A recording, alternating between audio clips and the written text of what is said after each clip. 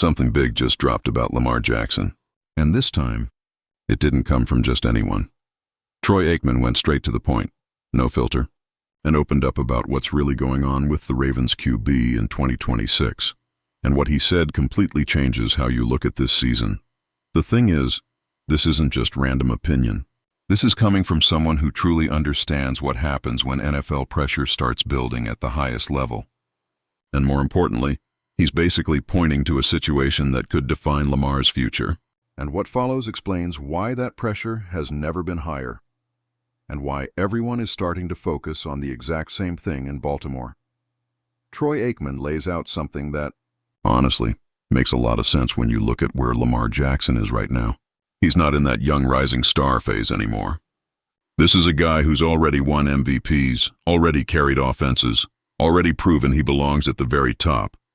So the standard naturally gets raised. And the key point in Aikman's message is simple.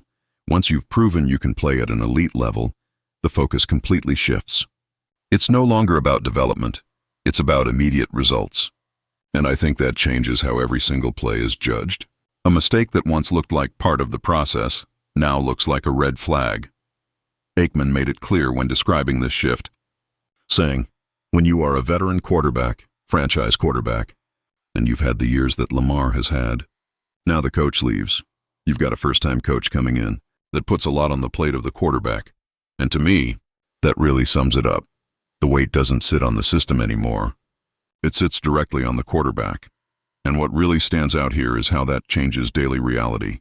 Every practice, every game, every decision gets watched under a brighter spotlight. And that leads straight into the next point, because when the environment inside the team shifts like this, that pressure doesn't just grow. It starts concentrating on one single figure in the offense. Continuing Aikman's breakdown, he keeps emphasizing that this isn't just about Lamar Jackson's talent, it's about everything around him. In his view, when a team brings in a new coaching staff, especially a first-time head coach, everything shifts immediately because the offense doesn't have a fully established identity yet.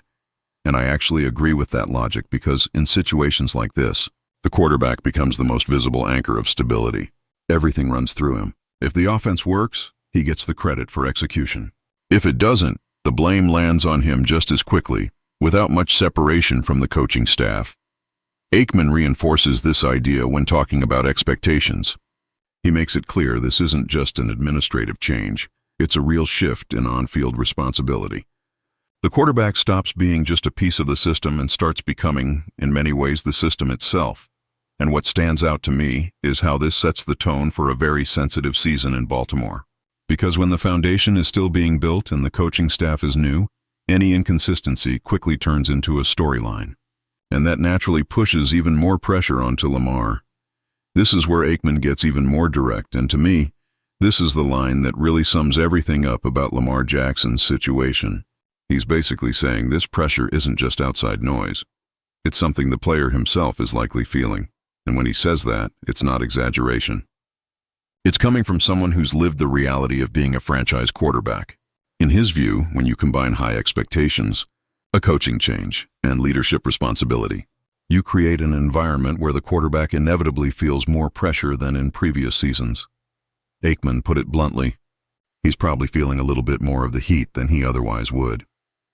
And that hits hard, because it frames Lamar not just as someone being analyzed from the outside, but as someone carrying that internal weight too, even if he doesn't say it publicly. And the important part here is what that does on the field. Because when a quarterback enters this kind of situation, everything gets magnified. That connects directly to the bigger picture in Baltimore, where a new structure, high expectations, and little margin for error all combine to put even more responsibility on Lamar in critical moments. This is where things in Baltimore get even more sensitive.